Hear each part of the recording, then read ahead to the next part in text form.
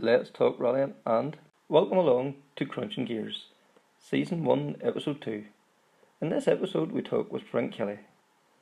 Frank describes his early career in stock cars before moving into rallying. He started off in a Fiesta before moving to a Mark II and then onto an F2 Escort and then moving back to the Mark II Escort and a few cars along the way before he finally found Baby Blue and the love affair began. Frank will go into some detail telling some fantastic stories as he charts the history of himself and the cars he had along the way and his travels around the world. I hope you enjoy it.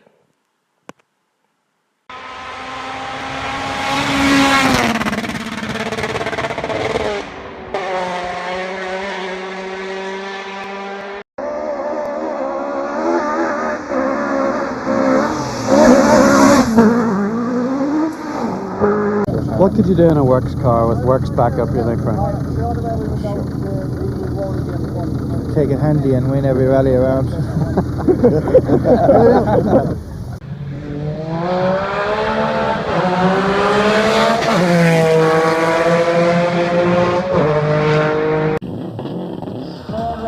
Bertie Fisher and Andrew Nesbitt have made the 1999 event a classic, as we have already said. Never has so much been provided for so many by so few. The proudest time in the seat of a rally car, because that day and that hour and those minutes, I got the bit between my teeth. You know, I really stood up and was counted and said, this is not getting away. I remember when we pulled on our helmets and Donald says to me, what are we doing? I said, we're going for gold, Barrett.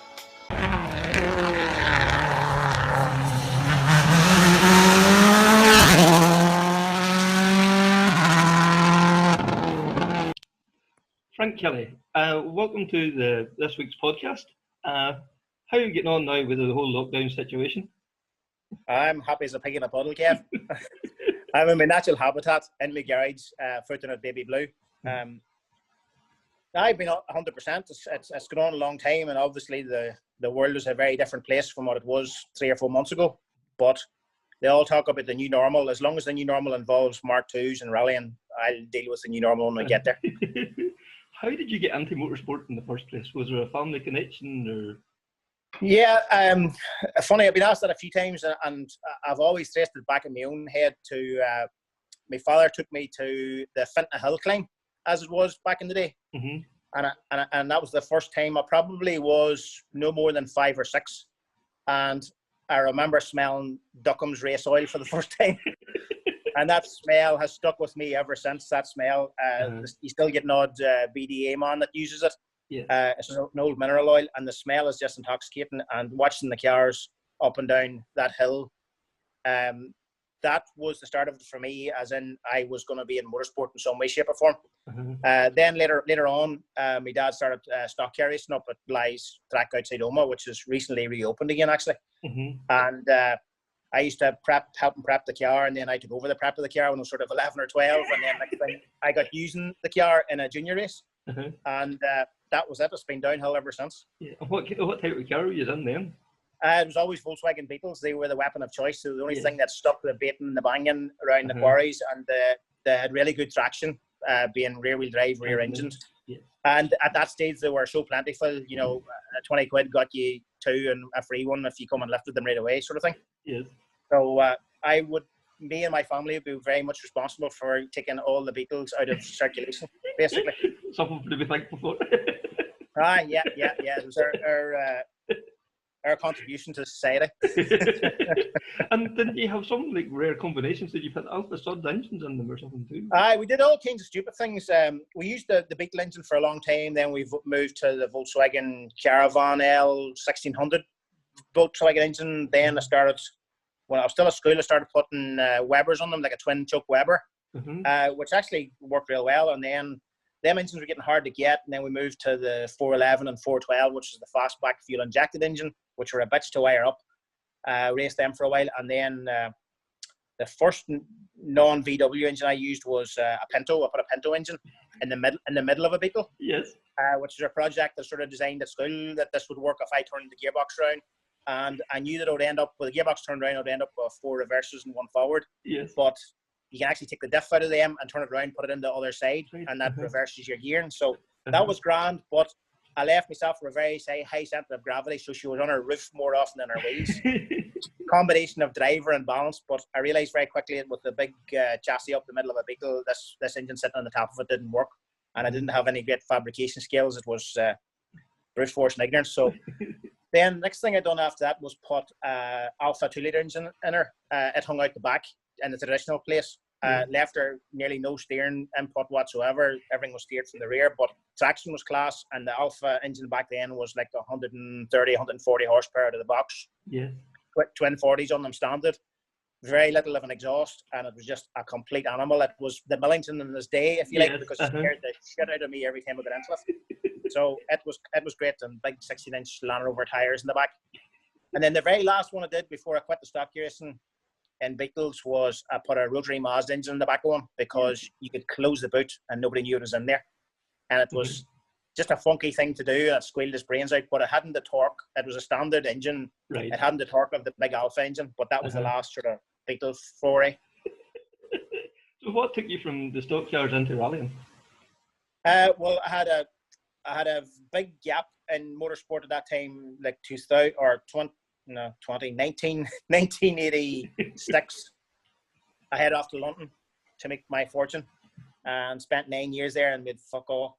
But it was there was no motorsport involved at all. So I came home and wanted to get straight back into it. So I went up to Blythe and still running. So I built a wee Alpha 33 with a flat 4 Alpha engine, put a 1700 in it, and raced away at that for a couple of years. But then Connor, as you know, Connor, my brother, got the job of navigating for John Welsh, the mad John Welsh in a Chevette at the Bushwhacker. Yes. And I had seen a few rallies. I'd been at a few rallies, obviously, to spectate, but I wasn't a good spectator by any means. So I went with him to drop him off that morning, and I got roped into servicing for John, because John, as usual, had no service career, bugger all. And he had this really ropey Chevette. And I realised as I kept trying to keep this thing going all day and stop it from hemorrhaging oil and putting starters and alternators and batteries in it and shocks, it was just a parcel of dung. And I realised that my stock car was a better car than this rally car, because I always had this notion that rally cars were such a high-tuned, high-tech animal. I could never afford one or keep one on the road. So me and Connor drove home that evening and hatched a plan, because Connor sat up there, didn't call a note the whole day, didn't have a pencil, didn't have a pen, didn't have a watch, just sat there like a dummy and watched this whole crack. John Welsh was a really good driver, and I would say if you set John into a car now, he'd still make her go hard up and down the road. So he had a great run, he enjoyed it, but he says, you know what, me and you need to build rally cars, because this is doable. And that's the way it went. Then, you know, a couple of months later, we were stock cars were sold, and we were on the hunt for rally cars. And the first car then was a Fiesta? Wee Fiesta. The idea was cheap and cheerful. Bucket of taillights was a tenner. So I wanted to, like Mark IIs and Sunbeams, and I went and even looked at a couple of them, but they were big bucks, and the worry was, especially even then, it was harder to get parts from than it is now. Yeah. And I knew it was going to be wrecked on a regular basis, so I thought, this wee Fiesta, Mark II Fiesta, they're all over the place at that point. It was like an ex-circuit Brown's hatch car, single make thing. So it was fairly standard. It had a cage bolted into it, a CVH 1600 engine, and a standard gearbox with a quaff diff in it. So I thought, right, this will get me started, but the Fiesta stayed a lot longer than I ever expected. And she had a hard life with you as well. She had a hard life. Jesus, she was like a Tonka toy. It took a long time to kill her.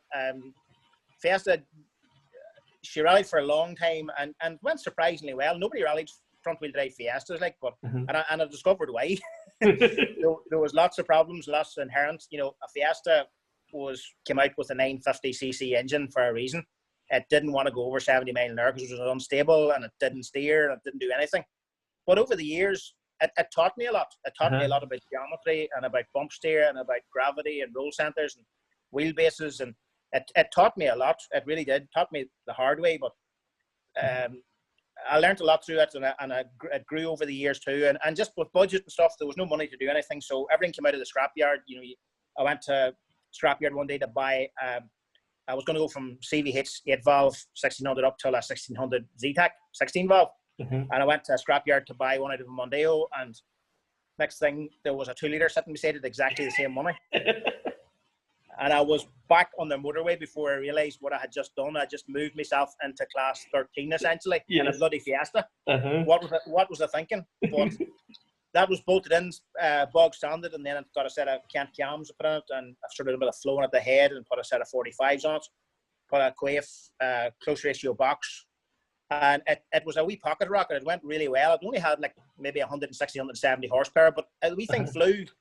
And being as the handling was fairly basic, it couldn't take much more. But then I ended up widening her 2 inches and lengthening her by 4 inches to try and get stability in it. And put 6R4 Metro struts in the back of her and made her independent at the back.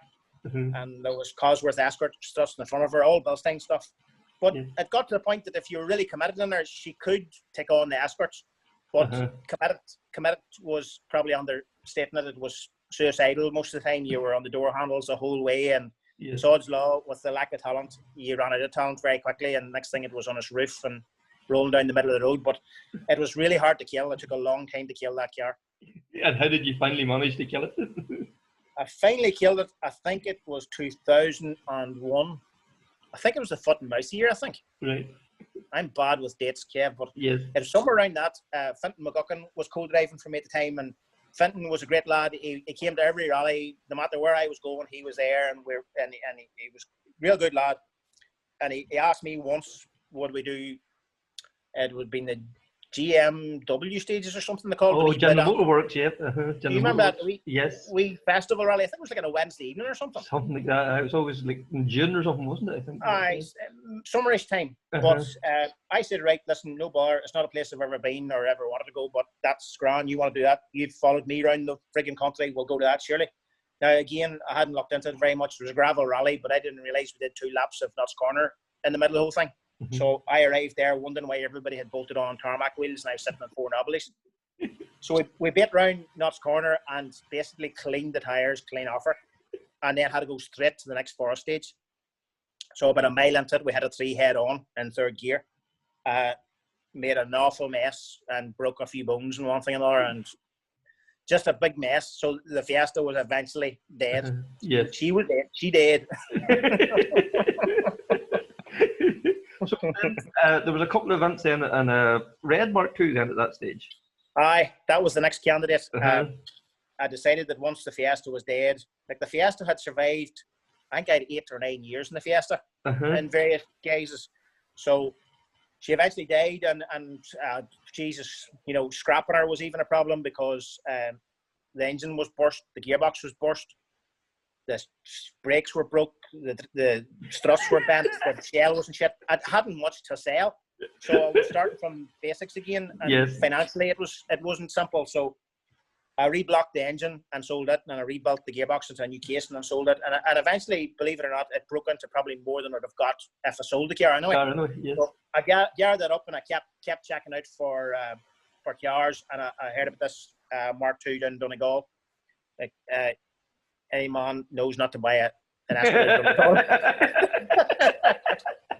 But in fairness, it was a decent car. I went and drove it. My collarbone was still broke, so I couldn't drive it anywhere near properly. I was strapped up and driven down the road and going, Jesus Christ, I can't even steer this thing. But so I bought that there, and I only maybe done 6 or 7 rallies.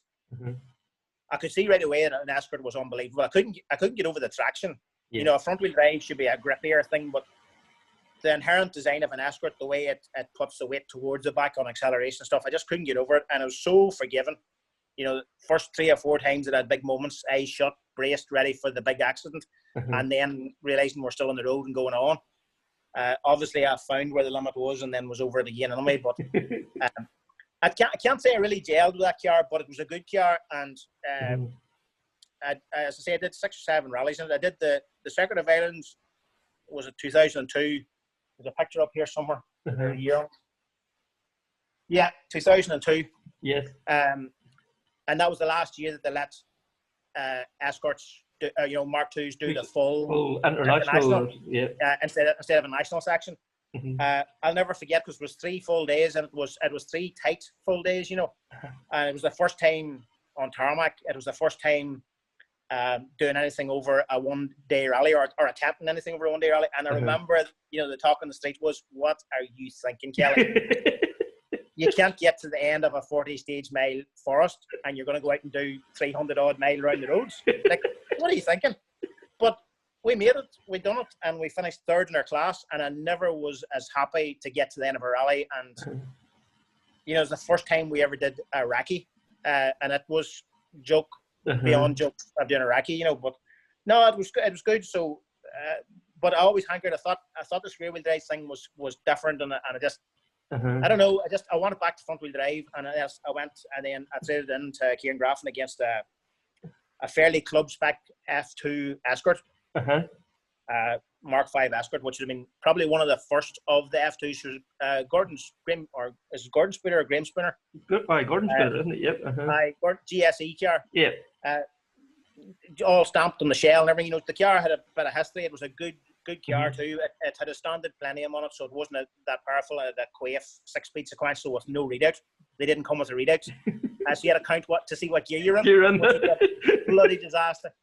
But I eventually got the gearbox modified and got that on clear and did a few rallies. But she was a killing machine. She just tried to kill you every time you get into her because she never led nor I didn't know what was wrong with her. I tried everything with a bitch, and eventually put her in a ball in the bushwhacker. Had to reshell her. Had her immaculate, and I thought, right, let's take you. We're gonna tame you, you bitch, and we're going to do some rally. And I took her for a run down the road and nearly wiped out a telegraph pole on the friggin' road. Yes. And I thought, you are for the high road, and I advertised her, and she was sold 2 days later. So that's when I officially retired from rallying. That was roughly 2003-ish. Yes. And I thought, that's it, enough. I quit, handed Mrs. Kelly the money and said, pay some of the mortgage, that's us finished. Yes. And then, I think it was 11 or 12 days later, I seen a yellow Mark II advertised for sale at fairly humble money with a Cosy. I normally asked for the Cosy in it. And went on my hands and knees back to Mrs. Kelly and says, "Please, can I have my money back, please?" So she hadn't even banked it. She knew what was going to happen. That was the saviour. That Escort was the saviour. That was a very basic car, but just you could just know what it was going to do. And that's when I really fell in love with Mark II Escorts. Yes. That was the beginning of the affair. The beginning of the end. And You got it. It's funny, like, I was chatting to Kenny McKinstry last year, and like, of all the cars he's driven, the one car that he would love to have back again was his kit car, the F2 Escort. The F2 kit car? Yes, yeah. Right. I couldn't believe that, like, you think he's drove all these different world cars and Group A cars and everything else, but it's probably the noise more than anything, I would imagine, because I always say to people, the noise for me is what 90% of rallying's all about. Yes. The noise and the smell, never mind the speed. Yes.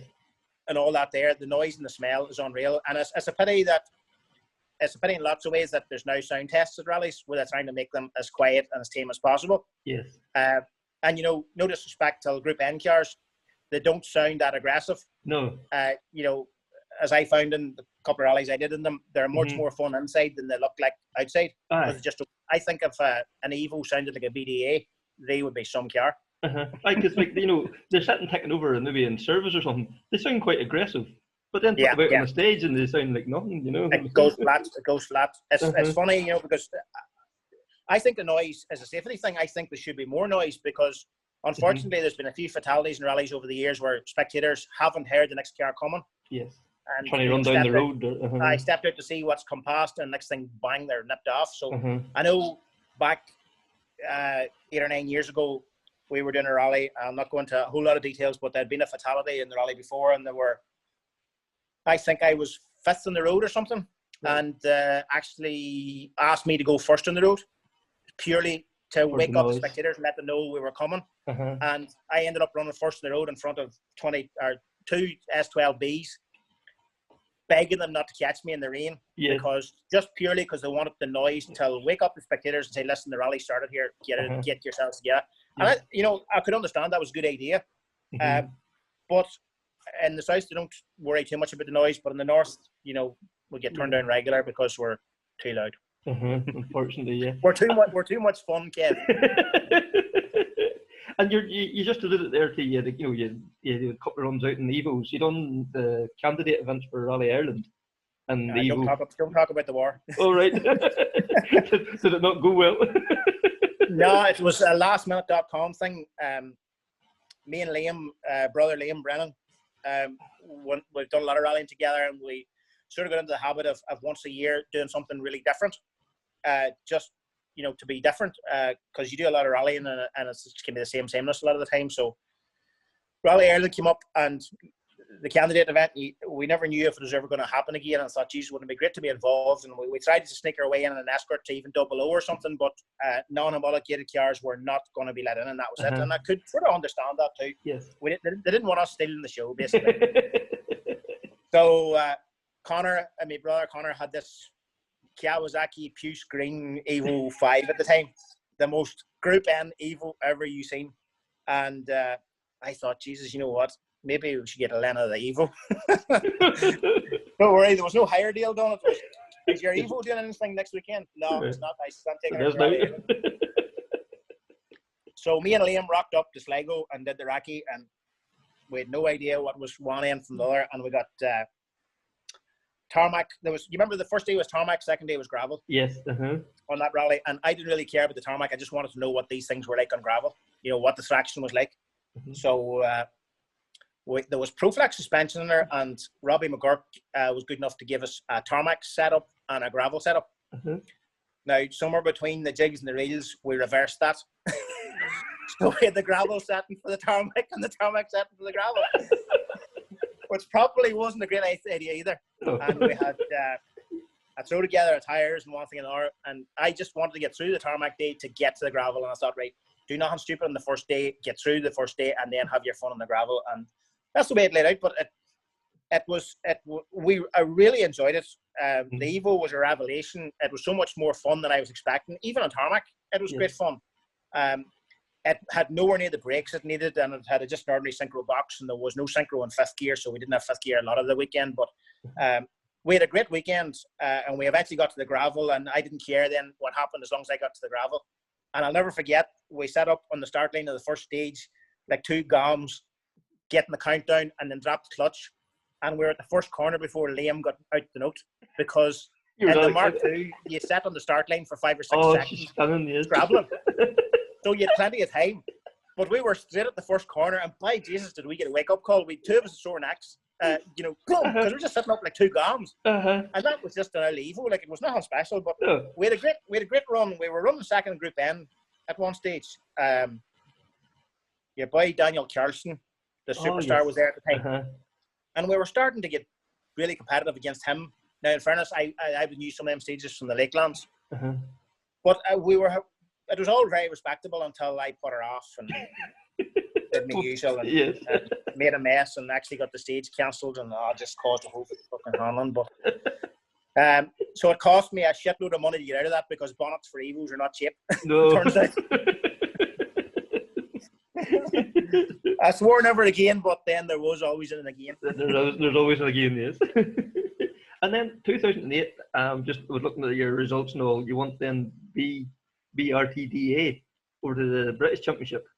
And yes. You strung it together and come out with the championship that year, and that was a highly competitive year, It was. We had a great year. We'd been having good results in an Irish gravel championship, and we'd won it twice. And we thought, right, for 2008, maybe we'll go do something different. And I had nothing specifically in mind. I was just thinking of something different. And Adrian Hamilton, Seamus O'Connell, the rest of the reindeers, I think Vivian Hamill was in the middle of it too. Yeah, Ryan Barrett too, wasn't he? Ryan only done one or two, I think, towards the end of the year now. He might have been getting himself shaped up for a go at it in 2009. I can't remember, but I only remember him at a couple of them. But we decided, we talked between ourselves, thought, geez, you know what, why don't we go over and do that? The big Welsh forests and stuff, and these motorways they have over there. And it was a revelation now. Again, a lot of people laughed at me thinking, why the hell are you going over there? You're going to have a long way to sail back a road off Escort. But we had a great run, and we picked up wins on 4 or 5 of the rounds. We had one blot on the Woodpecker, which is probably one of the best rallies of the whole season, and put her upside down on stage 2. Just a really it was a really unlucky thing because it was a very, very fast, sort of like a small nip on the stage, you would say, like a fast left, right, and there was an awful amount of loose gravel on it that wasn't on the Racky DVD. I don't know if they'd regraded it or what they'd done with it, but I came in 3 gears too high for the surface that was there, and thought I could away with it, clipped the bank, and it just rolled her in a barrel down the road, made an awful mess of the car. But usual story, we got her home and got her turned around really quick for the final round in 3 weeks, and won the 2-wheel drive in the final round and won the championship. It was a big relief after all the effort we put in. Yeah, like that was some achievement. Like as you say, like you had all the Irish guys over, and then all the British guys and all too. Like it was some achievement your first time going over to most of them events and whatever as well too. You know. Well, to be fair, Adrian and Seamus, especially the two lads, were really competitive as well, as they always are, no matter where they go. Yes. But they were unlucky that you know, some of them had half shaft failures and bits and pieces and nod off, and it just didn't come together for them. And sort of by 3/4 way through the season, there was no chance of winning anything. And I think they even came to a round or two to more or less support me and to try and keep me going. And then the last couple of rounds were on our own. But it was great.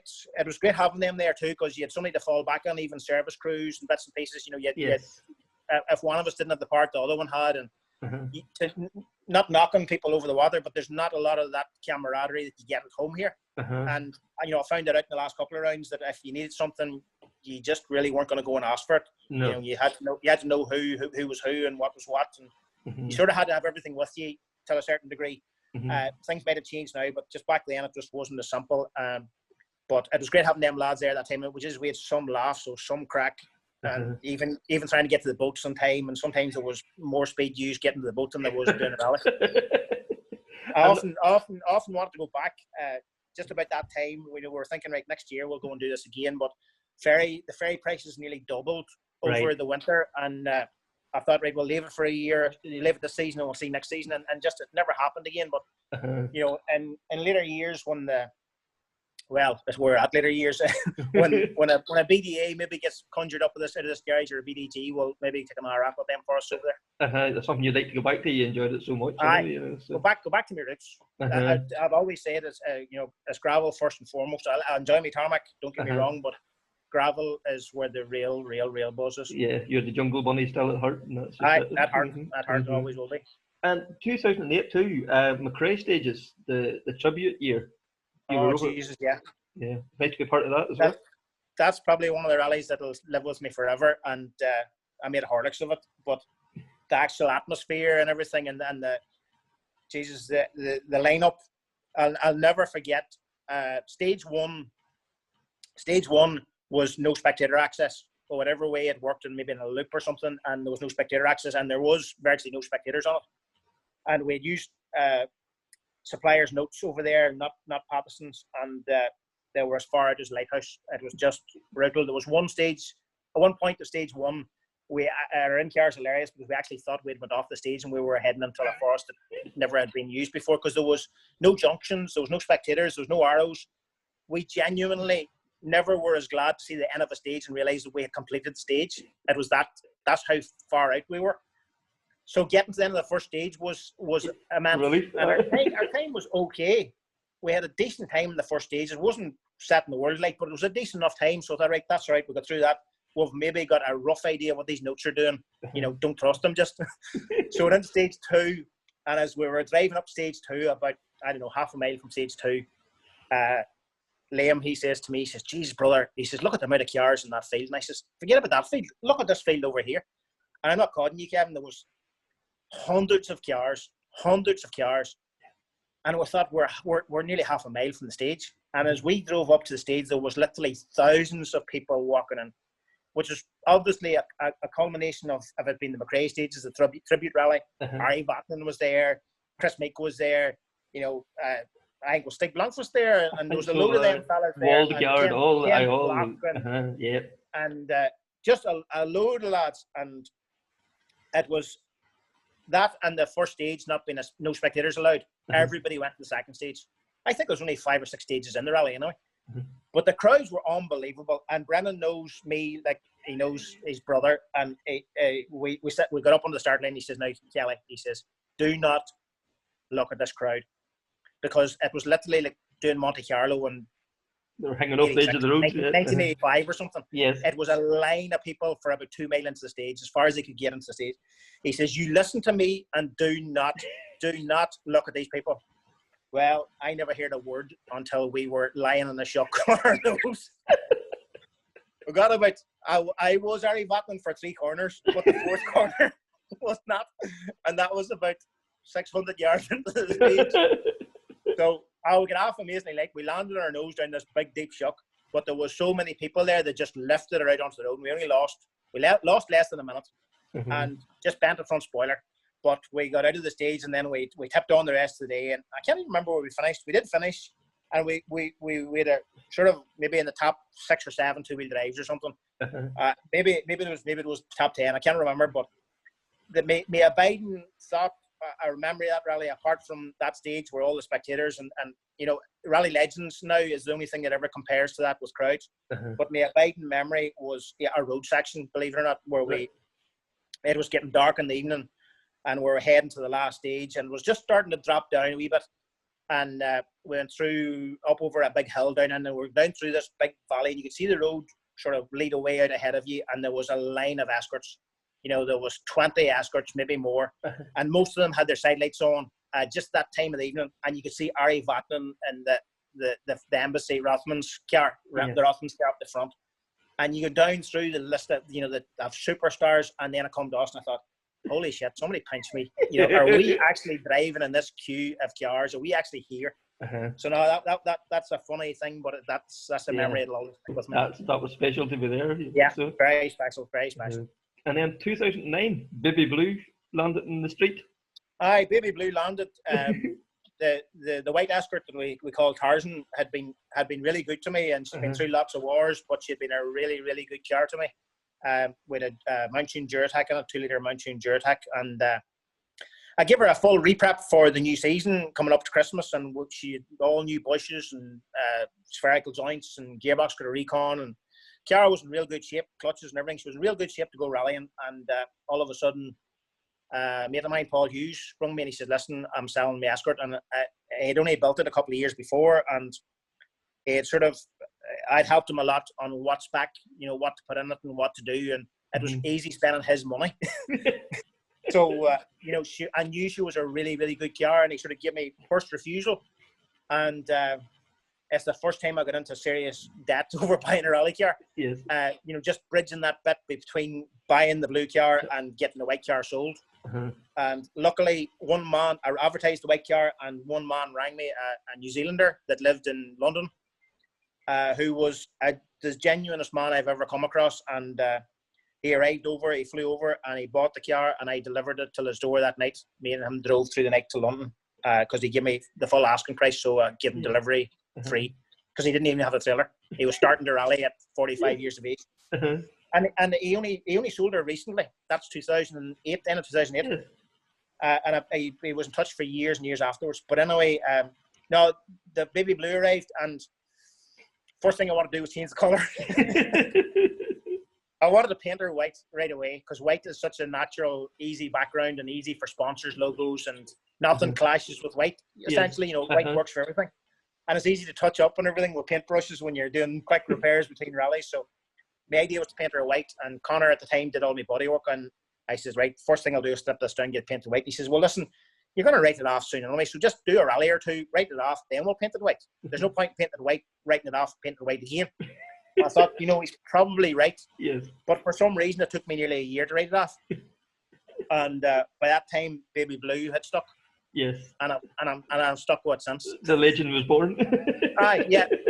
Liam rocked up, and it was Liam christened her, and he says, Baby Blue. And that's as simple as that was, Kev. It just stuck. And there was no great thought went into it, or there was zero thought. Zero thought. It's just become Baby Blue, and it's stuck since. But good thing is, it's easy touched up as well. The brush can be hidden really well when you're touching her up. So, and I buy the paint in 25-litre drums, so it's there's always 5 or 10 litres sitting about. There's some spare. Yeah, and there's always plenty of it. 2009 then. West Cork and Donegal was attempted for the first time. I know you said you'd done a small bit of tarmac rallying before, but this was kind of going up a league. How did that come about, and how did you get on with it? Well, the West Cork thing came at us first, and it was a last minute thing. I had no intentions. We were in the middle of, or starting off this March time, St. Paddy's weekend. We'd done a couple of gravel rounds, and I think it was Carrick and Sure a week before. West Cork, we hit a small tree. Now, it was only a small tree, but made a wee bit of a mess at the front of her, nothing serious, but then another competitor hit us up the ass. So the back of her was flat and the front of her was flat. So I was up at Connors. It had been 2 weeks before West Cork, actually, because the following weekend we're up at Connors, and we had the back end cut out of her whole quarter and back paneling with the front of her rightly squared up. And Liam rung me, and me and Liam don't really ring each other much between rallies. We talk that much at rallies. We don't leave each other alone, but not right. There's something wrong. What's he want? So he rung me and he says, "Listen, you know, I'm doing West Cork with Fergus O'Meara," and I says, "Aye." He says, "Listen, he's had to pull out of the rally." I can't remember why. It was a car problem or work or what it was. And I says, "Oh, gee, that's a pity. Your home rally, it's a pity. But what are you ringing me for?" And he says, "Well, listen, you know, do you want to do the rally?" And I says, "Why is he going to give us his car?" He says, "He's not going to give you his car." But he says, "You know, Baby Blue, come down to the rally." He says, "Baby Blue, do you want to see a picture of what Baby Blue looks like right now? And you're talking about a rally next weekend with a 2-day recce before it."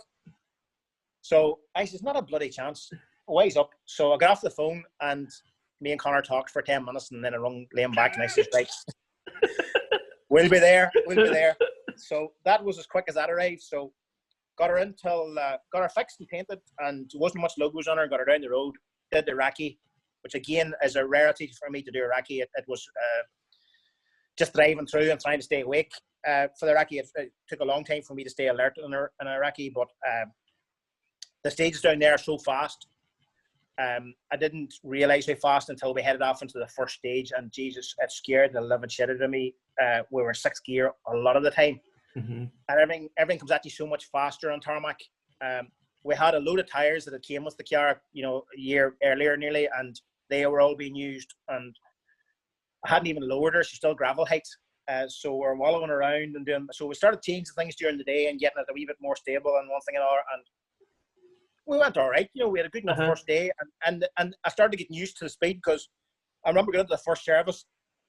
Liam says, "Well, what do you think?" He says, "It's unreal, isn't it?" And I said, "Liam, I want to go home." What's wrong with you? I said, "I am scared shitless." I says, "We're on the limiter in 6th gear. You know, we were a bit low geared. We were in gravel gear." But I says, "We're on the limiter in 6th gear a lot of the stage. This is not wise. I'm just waiting for a square top here and me in 6th gear."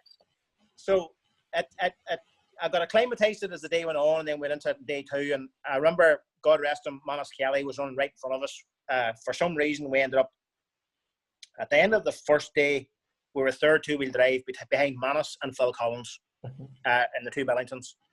And I had a 2-litre Duratak in her at the time. So real happy with that. Jesus, over the moon. It was the first time I met Manus Kelly, and Jesus, he took us under our wing basically, and gave us a bit of heads up about tyres and stuff. And you know, he taught me enough in that first day of rallying to basically get me started and give me that drug. And Phil Collins, in fairness to him, you know, he just felt sorry for us. These 2 cloppets coming from the forest with the car sitting 3 inches higher than any other car in the place. He asked me, did we not have a jack, or did you just crawl underneath the race course? But them's the memories and them's the things. That's how you get to make friends. But Manus then slid off somewhere, and I can't remember. I think we finished 4th overall or something. We had a real good rally anyway, and I just thought myself, maybe we'll do more of this tarmac crack. But it was another 2 or 3 years before we did that sort of half serious. Yes. Because then, like in 2011, you started dabbling a wee bit more in tar, and you finished. You were 2nd in the national championship, just behind Wesley. And Lauren appeared in the scene then, started doing the videos around about that time and all as well. That's right. Up until that, it was I was heading off the rallies on my own. Lauren and her younger brother Jack, Rosemary was looking after them all the time, you know, and you come home and tell them all these big tall stories, and I could tell them how fast it was, and they didn't know any different. It goes to show you the difference. You know, nowadays you don't have to nearly ring anybody and tell them you're off. They know, they've seen it on video or whatever. But you know, I've said to you before, I've rung her from the back of an ambulance before and said, "No, we're grand. We just slid off into the shock, and the frigging thing's completely rode off, and I bandaged up." But nowadays you don't get away with that. But no, it's about that time, and you know, they were getting older, and Lauren was old enough then to start coming to rallies. and she'd been popping to get to rallies for a fair while, but I was always wary just with spectators and stuff, and just always wary, that we were going to be safe enough. And our good friend Pat Rafferty, God rest him on, is dead. I think it's 3 years last week, and he volunteered. I asked him, and he volunteered. Basically, no problem. He says, "I look after your family." So Rosemary and Lauren, Jack has no real interest in the rally. He knows it's stupid. So they came to the rallies, and they had a whale of a time. The three of them used to go around different stages, and they used to get, sometimes they would get to every stage that day. It was unreal. I remember, I can't remember, it was the dog leap or bushwhacker or something. It was an 8th stage rally, and came in, finished the rally, and we're heading up the road, and Lauren says, "I have footage from all 9 stages." And I says, "Lauren, there wasn't 9 stages in the rally." She says, "Oh, no, we seen you 9 times." I says, "You couldn't have. There was 8 stages in the rally." No, he says, "Pat knew a shortcut, and we got you the beginning of stage 6 and the mid-section of stage 6. That got us 2 places in the one stage." Jesus, brilliant. So Pat was unreal. Pat was unreal, but it was a real... It was comforting to me to know that they were safe and sound. Pat had a real way about him, and knew, and was always going well with marshals, and always did what he was told, but marshals would let him into a place where nobody else would be allowed to stand up there, just for various reasons. And they were always safe and always sound, and it was great to have him there, and that's something I'll always thank him for. You didn't have to think about them through the day, that you knew that was sort of thing. My one brain cell could be occupied doing what I was doing and not worrying about somebody else. So 2012 then come around, and you won 2.5. Yeah. Was this just wanting more power all the time, or? It was a couple of things.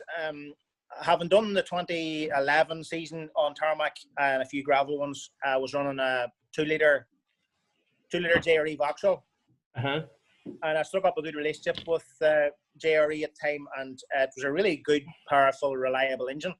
And it was due for a refresh going into 2012, and we'd won the Class 13, and we'd within a point or two of Wesley, and I just told myself, I wonder what it'd be like with a bit extra. And we talked to Jerry, and he was developing the 2.5 Vauxhall, and there weren't only 1 or 2 of them about, and they weren't doing much. And he asked me, you going to do many rallies in 2012? And I said, just listen, we'll do 12 to 15 rallies. And he says, right, you're my man. So we struck an unbelievable deal, and he got the 2-litre back, and I got a 2.5, and put it into her, and took her for a cut down the road with no mapping done or anything, just the dyno map. And immediately I went, holy shit. It's a funny thing. Any car that has ever turned me on, my left leg shakes. Right. And there's like a pulse or a heartbeat at the back of my kneecap. And that's when I know this is an article. And that's what the Millington does now to me. But that was the first time in a long time that I had that feel. Even from back in the Beetle days with Alpha engine. Yes. And the first time I put the Z-Tac into the Fiesta, that feeling come, and see, when I got that feeling, I went, oh shit, if I can keep this thing on the road, this is the business. So had to sort a few things in the car, just the gearing had to be upped in her, and a few things, and I sort of took a stab at what the gearing should be, and we did all that. And the first rally of the season was a double header. It was 5 Milltown Forest on the Saturday, and Burr Tarmac, which was the first round of the national championship, on the Sunday. And we just had a weekend that you could not replicate again. We finished 7th overall on first 2-wheel drive in both rallies. And she had a wash in between the 2 rallies, and lowered an inch and stiffened up, and that was it. And bolted different wheels on her. So that was the first baptism in the 2.5 in 2012. And I probably said to you before, Kev, 2012 was one of them years where I could literally do no wrong. Yes. No wrong whatsoever. Everything I touched turned to gold. I could literally have slept on the white line in the motorway, and nobody would have driven over me. It was one of them things. So 2012 we ended up doing 22 rallies, I think it was, in 2012. And we'd signed up for every championship that we had arrived at a rally to, because some rallies you go and do for a specific championship, because I'd started off to basically do the national tarmac championship, try and go 2 points better than we had the year before. And we ended up entering then, I think it was southeast stages, or southwest stages, southeast stages probably, and one of them 2. And there was a couple of orange. We ended up winning 4 championships that year. That's brilliant. And could do no wrong. It's literally the last championship we won was in the last rally in Banna Beach, and we were in a field twice, and we just could do no wrong. You know, we got out of the field and got going again, and all our competitors dropped by the wayside, and we ended up at the top again. And it's just you think, Jesus, talk about a pair of jammy bastards. But it works. Listen, if it's for you, it's for you. You know, I'm not a very superstitious man by any reason, but if you haven't got a bit of luck, you're wasting your time. Yes. Then 2014, the travels finally started. How did it come about? Really. I'm still asking myself that question. It's all down to Lauren, obviously, was starting to do social media, but she was studying media at college. And anytime she had to do a project or create something, you know, usually it was pick your subject, and it was 90% of the time it was rallying. So we always had our own in-car camera, and we had a few GoPros about, and she would bolt these things on different places in the car, and half the time I didn't even know they were there. And she would scurry away with them, and nothing would be said, and she would do her project, and she would get her marks, and that was great. And then she stuck one on YouTube one time, and again, I didn't pass much remarks, and then different times she'd be saying, geez, you know, there's 1,000 people have viewed that, and da-da-da-da. 1,000 people want to watch that shit. And this went on and went on, then there was 100,000 that viewed it, and it was getting kind of out of hand, but it was similar to me in the background. I was passing not much remarks on it, but winding the clock back again then to 2011, I think it was, we went to Jamaica to watch their rally. We got a sort of an invite through Glenn Campbell up in Antrim. Had we micro kit car, and him and Alan MKII took a WRC Anglia to Jamaica. Yeah. They do Barbados regular, them lads, and Jamaica had sort of collared them that time to come and do the rally. So anyway, there was a free ticket, and I knew that if I took this free ticket, Mrs. Kelly would have a coronary. So there had to be 2 free tickets. So the 2 of us went to Jamaica. But it turned out I was the mechanic. A working holiday. As a friend of mine always says, there's no such thing as a free lunch. No. So I spent the whole week trying to get an Anglia and a micro to run properly, and dodgy paddle and one thing and another. There's a whole pantomime. But anyway, long story short, we bumped into a group from Trinidad that run the rally in Trinidad and Tobago, and we had sort of shared contacts and swapped contacts and not really passed much remarks. But then they came on to us to do their rally in 2014, and I knew the names and I knew the faces of the 2 guys, and it was one of them things, right? Go and get a map and see where Trinidad is. And me being a literate plonker that I am, I thought it was near Africa somewhere, but it turns out it's just off the coast of South America. So, right, Google that place and see how far it is and how hard it is to get there. And we put some figures together, and it turned out that up till sort of 5 years before that, it had been under martial law. And I thought, this is not the wisest thing to do. This is my pension plan, baby blue, that I'm going to send to this country over there. So anyway, long story short, we took a leap of faith, and we sent the car, and it was the best thing we've ever done. The club looked after us fierce well and gave us an unbelievable package to leave it that was cheaper than going to Donegal for the weekend. So we went there and made friends for life, basically, and had a fantastic rally. They supplied a co-driver. Lauren hadn't got to the age of co-driving at that point, and God help him, he was hands down the best co-driver in that area. No doubt about it. He was drafted in from Jamaica to do the co-driving for me, and he had won Barbados and Jamaica, I don't know, 10 times with different drivers. He was the man, but he hadn't realised that I had never ever seen them stages before, and I was driving 100% to the pace notes. And generally, Trinidad, Jamaica, Barbados all have a set of stages, and they use them all year, every year. And the only difference is sometimes they start at the north and go south, and sometimes they start at the south and go north. So it was a bit of a culture shock for him to realise that I was driving to these notes. So quickly, he started to take it very serious, and we had a great run, and again, a friend for life. And we finished 5th overall on first 2-wheel drive, and just made some amazing friends, and then got an invite to go back and do it in 15 and bring more Irishmen. So Shane McGear came in the Starlet, and Paul Fitzgerald from Cork took his Mark II Escort, his Blue Escort, his 1600 Escort. And it was just, we keep talking about that voyage in 2015, the three crews and the families and the crack that we had, and learning the Trinidadians how to speak Irish lingo and what a handling is. the various degrees of a handling, Yeah. Oges handlings, wild handlings, and all that kind of crack. And it was the biggest laugh I've ever had with my clothes on. It was just unbelievable. Yes. Unbelievable.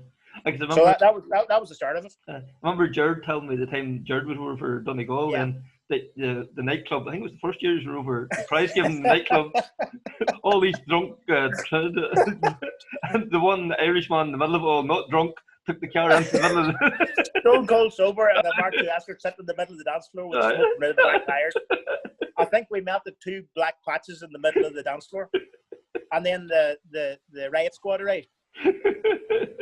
What had happened was the top 5 cars would be parked out the front of the nightclub, who were the main sponsors for the rally. And I had arrived late because we'd had that much crack at the finish ramp. We'd been hanging around for ages. So I arrived late anyway, and there was no parking space in the top 5. So I just drove around the back and parked up and went in. And then the COC, Robbie Cadies, who's a complete gentleman, he says, listen, there's no baby blue at the front. That's not going to go down here. You have to get your car to the front. So they made space, and I drove around and drove in, and then I was pointing in the ways. No, you have to turn around and be pointing out the way the same as the rest of them. There was 10 people there, so I thought, right, we'll reverse out onto this dual carriageway nice and gently and turn around. But by the time I reversed out, there was like 300 people there. So the obligatory donuts had to start. Yes. So they stopped the traffic on this dual carriageway. And Frank, the Irishman, the only sober man in Trinidad at the time, started doing donuts to the point where there was a Porsche Cayenne sitting in the traffic, and I lost sight of it on maybe the 4th donut. And I thought, I'm bound, as the donuts kept going and the smoke was, I couldn't see anything. And I thought, I'm bound to be in close to this Porsche Cayenne. So anyway, I got reversed. I went to reverse back in again, but next thing there was doors opened, and I ended up straight in the middle of the nightclub with the blue smoke flying out of the back of her and her sitting melting herself to the floor. But about 20 minutes later, the smoke was still drifting into the air, and the riot squad arrived because they'd been reported that this whole handling was going on the dual carriageway in downtown Trinidad.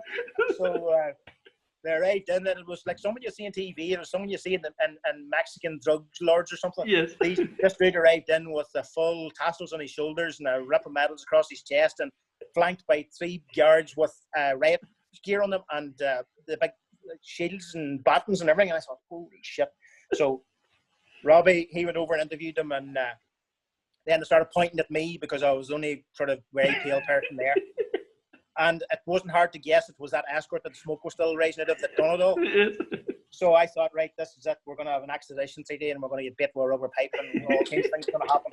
But all of a sudden, Robbie was shaking hands with him, and he put something in his breast pocket, and everybody turned around and left. Oh, well. Everybody was happy. that was that. But there's some memories of all them things, but it was the first time we had sold any or took any merchandise anywhere or tried to sell stuff, and we just had these loads of white t-shirts with Kelly Motorsport printed on them. I can't remember what was on them, but we had a rip of them anyway, and people had been buying them left, right, centre, and it was great, and was covering the fuel bill really for the rally. So next thing, somebody asked about t-shirts, and Rosemary brought in this carrier bag, big carrier bag full of t-shirts, and sat them on the bonnet of the car in the middle of the nightclub, and that was fine. It was a very late night, but eventually I got Baby Blue out of there and the way home at 3 o'clock in the morning. And next morning we're getting gathered up, and Rosemary says, did you sell any of the t-shirts? And I said, well, I don't know, there's none of them left. You must have sold them. And she says, I didn't sell a t-shirt. She says, where are the t-shirts? She says, there had to be 100 t-shirts there. And I says, well, I think the bag's lying in the car. So out, and the bag was empty. But the car was full of 10 or 100 Trinity dollars. $100 is like a tenner, right. £10. The car was full of them. And when she counted them out, every t-shirt was paid for. Every t-shirt was paid for. So there was me worrying about sending my pride and joy to this crazy country on our side of the world. And not one t-shirt was left. Everybody threw the money in the car because they couldn't see us around. So they left the t-shirt, got the t-shirt they wanted, and fired the money in the car. Just unreal. Unbelievable. That's such genuine people, isn't it? Genuine people. And then Jared, as you know, Jared Wilson then came over to Donegal and settled in, like he was part of the family. Oh, sure. Like, sure, he spent the weekend with us. And the abuse he got. He went home with Donegal accent. I know. And he just took the abuse just straight right from the get-go. But he's such a droll character. Yes, he's such a droll character. It's funny, somebody tried to take a piss out of him as soon as he arrived because the service was behind the Clanree on the Friday. And this, I probably might have the facts all right, but Gary, my brother, was in the middle of it. And they had, the car was sitting down there. No, the car was in scrutiny. Jared was in service behind the Clanree. Rally hadn't started yet, obviously. But we forgot the paperwork for the car. It was still in the van. So Gary got a lift down with a couple of lads. And Gary was in the back of this BMW coming down to get the paperwork. And they drove in round and they spied Jared because he wasn't hard to tell. He had a fair decent time. He wasn't hard to tell. It would be hard to miss. So they ciphered up beside him and wound in the one. And he says, "You haven't seen Frank Kelly about, have you?" No. And Jared says, "No." And he says, "What do you think of Frank Kelly, Emily?" "No, he's all right. He says, "He's definitely not here. Can you not point him out?" He says, "No," but he says, "Keep a lookout for him." He says, "His big, long, curly hair." He knew exactly what was going on. Yes. He was being wound up. So he just gave it back as good as he got it. I thought, fair play to him. On Friday evening, we were coming on to Letterkenny. You know, the traffic, Letterkenny is desperate, you know. And we're at this, like, one of my mates, he had the Range Rover at the time. And there's Jared sitting in the back with the window down looking out. He goes, "They probably think I'm like a drug dealer." Big Range Rover, him hanging out the back and all these other white guys. Jared's the man. For sure. 2015 then, Lauren took the passenger seat for the Glens of Antrim. So this was the start of another handling. It was indeed a lot to answer for as well. That was very much a last minute thing because she had talked about maybe doing a rally and I talked about if she wanted to enter a night nav, we could go and do a night nav either in a road car or take the Mark II or whatever, whatever was allowed. And as you know, in the north, night navs are fairly tight and strict, but down south, there's more of a push about them. And I said, "Listen, if you use a night nav about Monaghan or Cavan, maybe we'll go and do one of them." But she wasn't that keen on that idea. She wanted to be in the forest. So it was talked about a few times, but it never really, nothing, it was just talked about and that was it. But the last rally of 2015, my season was over and 2015 was a tough season. I'd done a lot of racking in 2015. But the JRE was back getting their own overhaul. Actually, no, I tell a lie. There was no JRE about it. The JRE engine went to KGP up in Donegal for an overhaul. And I was always used till 2 or 3 months before you'd see it. But it was back a fortnight later, done dusted. And it was back on the Thursday and Dog Leap was on the Saturday. And I thought... Or Turkey Run as it was, isn't it, that stage, really, wasn't it? No, this was the forest. The Glens of Antrim. It was the Glens. You're right. It's usually the Dog Leap stages, but it's the Glens rally. You're 100% right.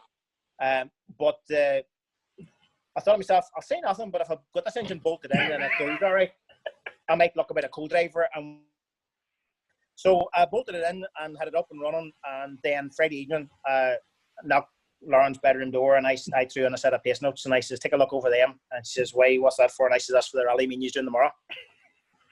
And she says, "What do you mean?" And I says, "We're going to do the Glens of Antrim tomorrow." I says, "But late entry."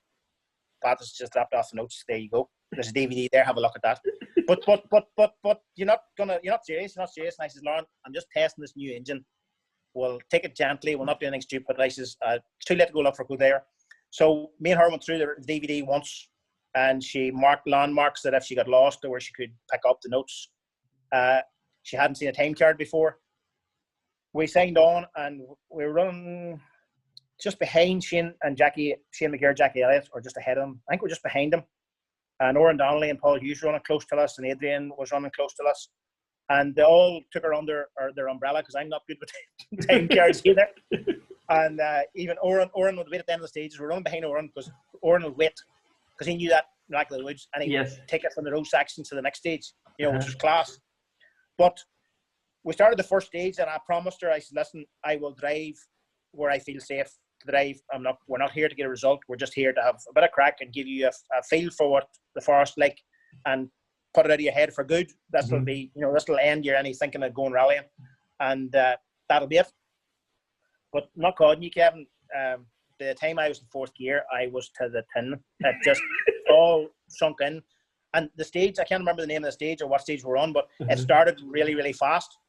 It started off really fast. For the first 2 or 3 mile, you were well lit in fourth, fifth, sixth gear down through the forest, and was a slimy, slippy old day. But a combination of the engine was going real well, and Lauren's notes sounded so positive. We went at it, and we were fastest two-wheel drive in the first stage of her rally career. And we fought the whole day, and I made a couple of tyre choices wrong, and I drove all right, but we were in a shout with winning two-wheel drive, got into the last stage, and we pushed hard because there was only maybe 7 or 8 seconds covered the top 6 two-wheel drives or 5 two-wheel drives. There was nothing in it the whole day, so you could have been first or 7th. Yes. That's the way it could have been. But not a mile from the end of the last stage, I put her in a shock at probably 70 miles an hour. But we went down a shock, dum dum dum dum dum dum dum, and 4th or 5th gear, and I'm going down the gears to try and keep the momentum up. And luckily enough, she shouted, "Get out of it, get out of it!" And she shot out onto the road, and we got to the end of the stage, but we lost 3 or 4 seconds, and that lap we finished 2nd or 3rd two-wheel drive. I can't remember, but we were like 4 or 5 seconds of winning two-wheel drive. Yes. So I felt bad that I didn't win it with her in the car for the first run out. But at the same time, I was so relieved that we didn't end it in that shock. Yes. Because I didn't want our first rally to be that feeling, because there's no worse feeling than not finishing a rally. You know, I'm like a Peismeyer. If I don't finish a rally, I have to get rallying immediately.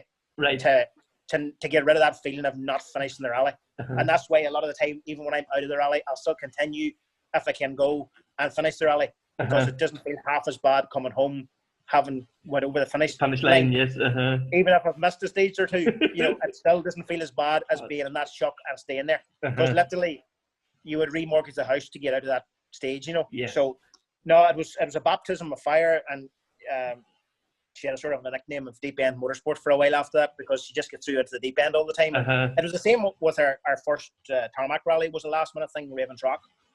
What would that have been? 16 or 17? I can't remember. And that was a whole other ball game with a Millington on dry tarmac. She just couldn't get over the difference. So yes.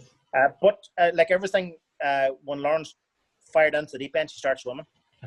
Just took to it, and I just took to it, and she's such a natural. It's probably a bit of father daughter. We know exactly what's going on, and she knows how dyslexic and stupid I am, and the stupid shit I've done over the years, and the stupid things I'm likely to do, and how I mix up my left and my right, and just all this stuff. She just knows it. You don't have to educate her. No. I've lots of co-laborers over the years, and God help them, they seem to allow for my inadequacies, but sometimes you have to educate them really quickly and say, listen, you're going to tell me everything 3 times and don't stop talking.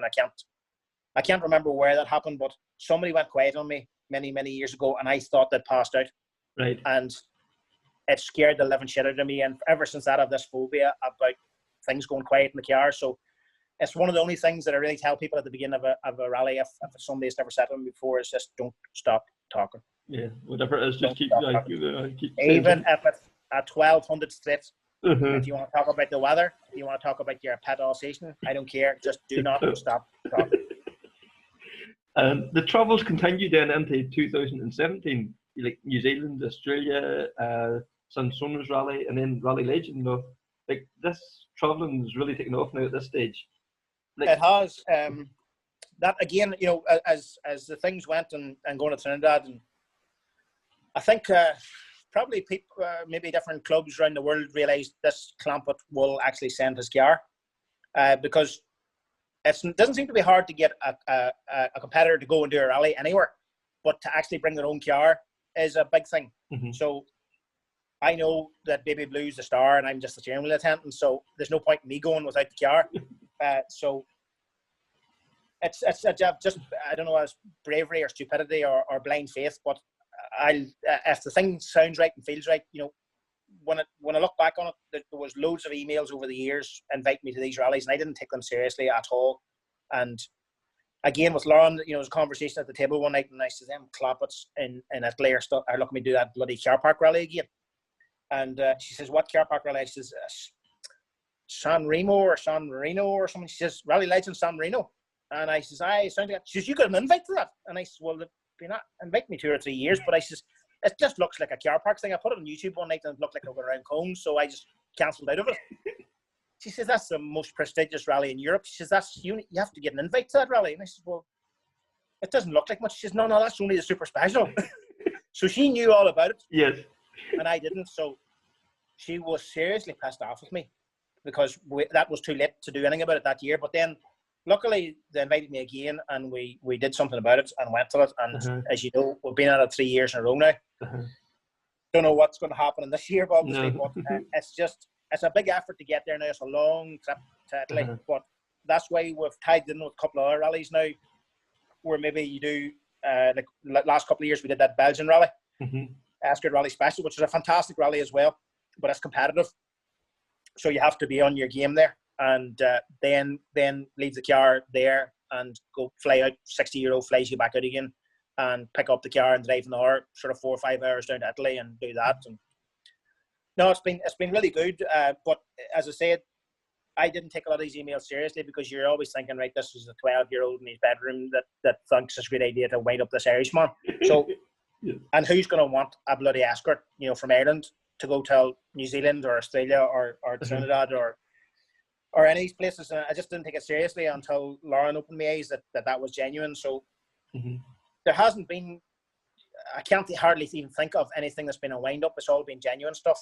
And like New Zealand was unbelievable, and we've been in New Zealand twice, and we've done 3 rallies. We did 2 rallies the last time out there, and the roads are just, it's so different, gravel roads. And as I've said, I love my gravel rallying, but there's tarmac lanes. It's like big wide roads, and they're taking these tarmac lanes on them, and it just feels so alien, and even making your notes, and even the way they do notes. The first rally we did at New Zealand, and the Otago rally down in the South Island, based in Dunedin, the recce is a 1-pass convoy recce.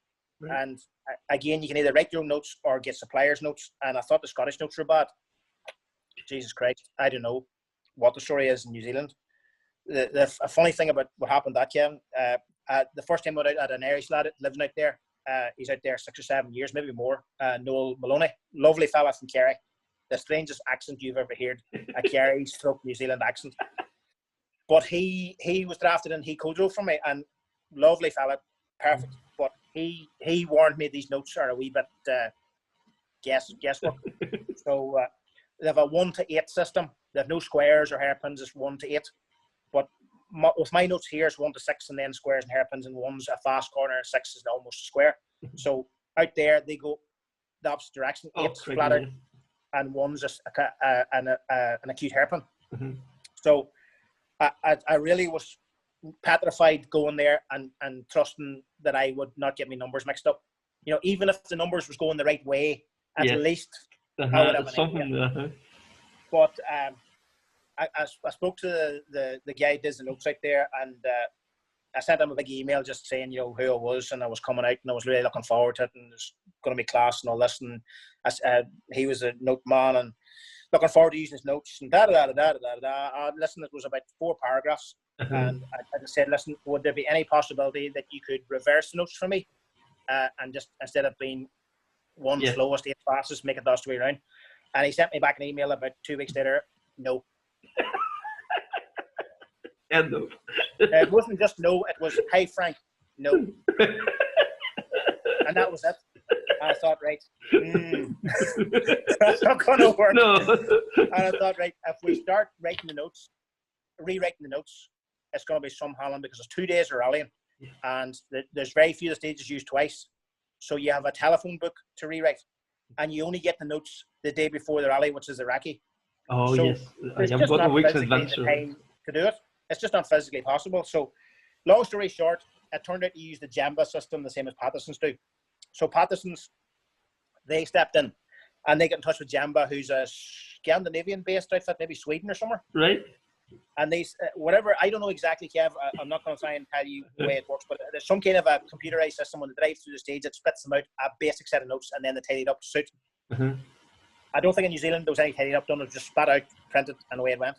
So if you met somebody on the road, with their gravel roads are mostly public roads, and you had to pull up into the hedge, it recorded a sharper corner or whatever. Or if you cut the corner, it recorded it as a faster corner. But anyway, Patterson, they stepped in and they said, listen, we use Jamba. He uses Jamba.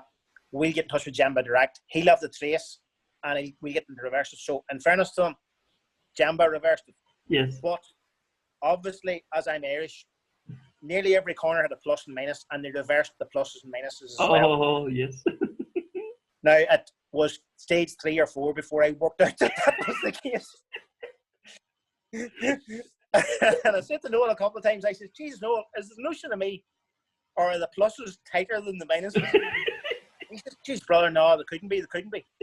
But eventually we went off in stage 3, and to be fair, it wasn't really a fault of the notes. It was just I got caught out on a really slow, stupid corner and caught the gravel and just got sucked into the hedge. Done no damage, but I got a stage maximum.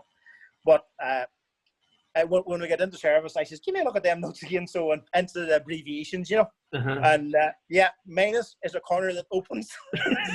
Plus is a corner that tightens slightly. So they reversed all the numbers and reversed plus minus. Maybe they thought this is the way the Irish people work. I don't know.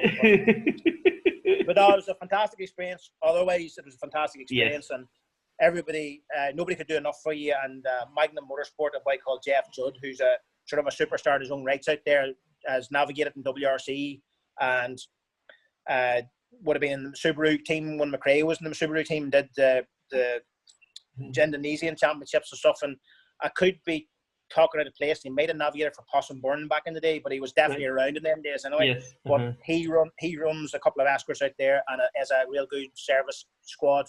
And they took me under their wing and looked after me, and I made some friends for life out there. Definitely about that. Yes. So, like, Lauren then has now become sort of more regular now, especially on the away trips. No, like that must be fantastic having that father-daughter relationship in the car and everything else too. It's handy. It's very handy. I prefer to just be family, to be honest, and co-drivers normally get drafted into the family. You know, whether they like it or not. You know, Liam's pretty much part of our family without doubt, because Liam stuck to me through thick and thin when any other man would have walked away. But having Lauren now going to overseas trips where you're going to have somebody flying with you and staying with you and traveling with you, you know, when it's family, it's different, it's handier. And Liam was nearly going to a couple of different rallies with us, but he's a very busy man at work and he's a very young family and stuff, and it just wasn't going to happen. So Lauren's drafted into them, and to be fair, Lauren's fantastic at writing notes. You know, she took to that like a duck to water, because the last time we went back to Australia or New Zealand there, they gave us, they changed the rules slightly where it wasn't just a one pass in convoy, it was 2 passes in convoy. So convoy's still a pain in the arse, but we wrote notes on the first pass and checked them on the second pass, and that was it. We went rallying. And when you consider how often you're in 6th gear, they had to be right. And I was worried because the convoy runs quite fast. They have a minimum speed more than a maximum speed, and you have to be over, I can't remember, it's 50 or 60 kilometers an hour at all times to keep this snake moving. And they have official cars, sort of every 10th car in the queue of 130 competitors is an official's car, and they keep you bunched up so you can't make space and lay back and take a run of things. You have to stay in the convoy, and you're generally in a cloud of dust. So it's really, really tough. But I'm spitting out these notes like a machine gun, and I get to the end of a 20 kilometer stage, or there was one of them 48 kilometers long. You get to the end of it and you say, Lauren, did you get any of that? Yeah, it's done. And I said, but did you get that bit of the chain? Yeah, it's done. Are you sure? I'm telling you, it's done. And then we go around after the whole thing and do the second run, and everything is written down. Everything is there that I spat out. And you just think, Jesus Christ, are you even my daughter? You know, for somebody so young and so like inexperienced at it, really, you know. So it's just. And anytime I question it, she says, you know, I am a female. I can multitask. Can't argue with that, can you? You can breathe and talk at the same time. Just don't argue. But it's very challenging on the co-driver, that kind of format on single-use stages.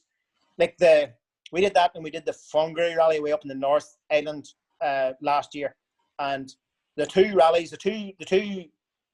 added up till nearly 600 stage kilometers, mostly single-use. And if you work at it over a full Irish gravel season, that's nearly a full gravel season. And 2 rallies. You take the likes of the bushwhackers, like, is it 40? Is it even 40 miles? It's 30. It's not 40 miles. No. It's not much over 30, to be fair. So and it still takes you all day to do it. Yes. And you still use as many tires. Something like that. Yes. So, now, tire wear was a big problem, especially in the northern rally, because down the South Islands in April time is more our kind of weather. You know, it's sharp in the mornings, and you're not going to usually be in a t-shirt, you know, unless it's a warmer day than usual. But up in the north, at the very top of the North Island, where the second rally was, which was only 3 weeks later, is more in the tropics and a much more abrasive surface. So tyre wear was a mental problem. Like, we carried 2 in the boot and still come in with 4 completely wrecked tyres. And sometimes the 2 we took off went back on again to get us back to service. Just to keep you. Me and her changed some amount of tyres in that weekend, and they don't have a massive amount of tyre trucks there either. They have a Dunlop truck, and I think they had a Cumo truck. Right. I think that was it. I had some Pirellis with me, and I quickly racked them, and then they have MRF. We ended up on MRF, and we racked them, and then we racked Dunlops, and we ended up maybe with a Dunlop on one side and an MRF on the other side, and just it got funny at the finish up. Just to get you through. Became a running joke. Here we come. Tired, delaminated, and that was shit. But it was an experience, very much an experience. And then just to go back a few years, they blew up for sale at the time. I suppose are you glad now she didn't sell? Yes, listen, both cars are for sale at all times. There never was a plan to have 2 of them. I put it up for sale when end of 2013. I thought about lightening the car a bit, and we're thinking about going Millington and putting a different gearbox in, bigger tunnel, and there was going to be the car was going to be stripped down, and the car was in real good nick, and it was sort of going to be a sin to strip her and do all this, and I thought maybe we should just start from scratch again, and just start from scratch, and then we can do all these things in the build. So we got a rolling shell that had been a sort of a project and not finished, and started on it and done a deal with Millington and got that in the pipeline coming, and had to be paid for, and all this. There was lots of things had to be paid for, and I thought, well, selling the original Baby Blue, I'll cover a fair bit of this, and as I go along and build it up, I'll be all right.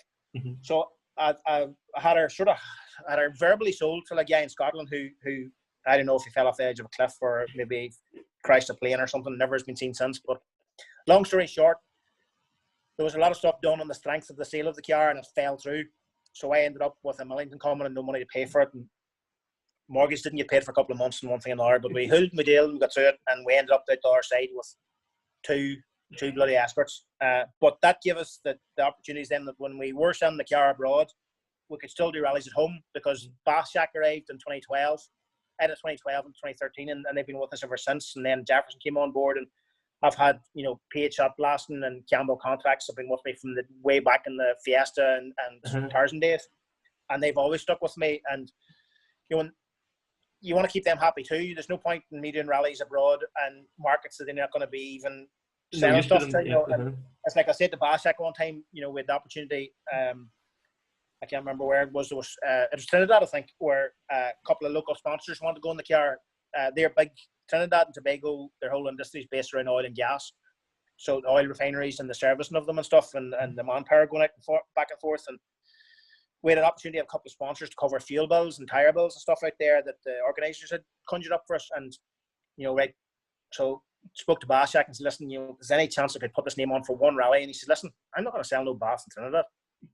Work away. And, to have sponsors that of that calibre, that are willing to take a step back when you're doing a rally out of their region, just says a lot for them people. They'll do that, and because of that, you want to support them as best you can. So having the car at home and still rallying at home and still doing what we do and getting their name out there, it makes it all doable. But as I say, both are for sale at all times. According to Rosemary there, anyway. Yes. You just agree.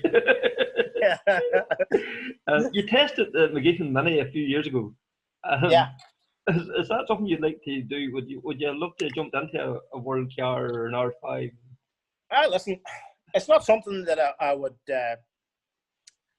kill myself to get at or something. I'd probably kill myself in the booking thing, but it would be nice to sample it, definitely. When Derek rang me one day, and I did a bit of work for Derek back and forth, and security and one thing and another, and me and Derek gets on like a house on fire. He's a crabbit bugger, but me and him get on real well, probably because I'm crabbit too. But he rang me one day, and I thought he was ringing about a bit of work or something, and he says, listen, we're doing a test in the Mini. I want you to come up and take a run with it. And I thought, did I just hear him right? I said, Derek, this is Frank Kelly here. You rung me. I says, were you supposed to ring your wrong number? And he says, no. He says, don't be stupid. He says, I knew who I was ringing. I says, right, Derek, you're going to give me a run on your mini WRC. He says, we're doing a test. He says, I want to invite you up to take it for him. He says, right.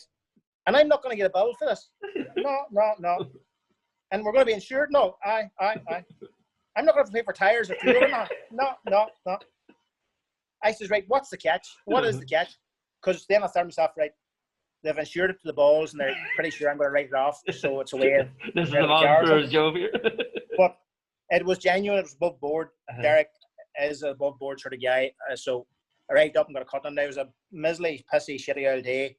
And to be fair, being used to a Millington, it didn't scare me power-wise or anything. 1600 WRC, I think it was. I think they're 1600. Not too late. 16, yeah. But the brakes, Jesus Christ, the brakes. I could not get over the brakes. And even on a pine needly, shitty tarmac road in the wet, the brakes were phenomenal. I just couldn't get over it. And I only had 2 or 3 runs up a 2 kilometre road. But it was enough for me to think, how would you ever get the maximum out of them brakes? Just hats off.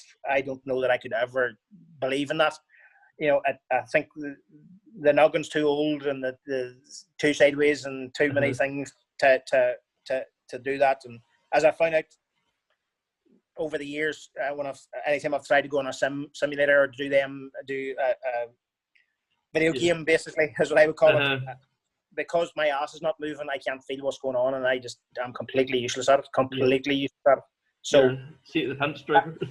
I very much so. I didn't realise how much information I get from my ass, and that's probably not a good thing. But it's just the way it is. So, I don't know that a WRC would move about enough, but maybe I've got one down through the forest. But I've always said that if I had a choice of anything, a 6R4 Metro down through the forest is bound to be life-threatening. Yes.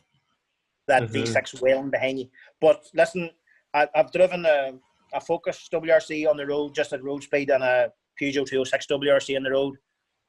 Left hookers, so it feels funny, and that many of Derek's. But Derek's was the only thing that I got to drive at any kind of pace, if you understand. But it'll be interesting to see, But hey, listen, I'm a lucky man to have a Millington Escort, and I love my Millington Escort, and that's the way it's going to be. It's just going to be an Escort. It's just, it's why change something you enjoy too much, Yes. And rallying and rally life, I always feel that a lot of people nearly take it too serious. And yes, we all want to get a good result, but at the end of the day, we're clubmen. We go to work on a Monday morning. Nothing's going to change. So enjoy it, and enjoy it to the max. And if you get a result, great. But have enjoyed it is very important. And sometimes I look around a service park in the morning or a park for me, and it's a bit disheartening when you see so many faces that are not really enjoying it. That they're there for a result, they're not enjoying it. And if it ever gets to that point, I'll be packing my bags and walking to the door. Well, Frank, I think that's as good a place to leave it as any. You can't really argue with that sentiment there at the end. Yeah, bound to be run out of video with us. Charging your phone at this stage. Yes. Frank, thank you very much. Pleasure talking to you as always, Gavin. Good man. Take care now. Bye-bye. All the best, mate. Be good. That was Frank Kelly and myself, Kevin Glendinning, talking rallying on Krunching Gears. I hope you enjoyed it as much as I enjoyed recording it. On the next podcast, we have Connor Curley, and let me tell you, that is something worth listening to. I hope you enjoyed this, and could you please like, share, and subscribe. And if you're listening on iTunes, can you please rate the podcast? Thank you very much. Until next time, bye-bye.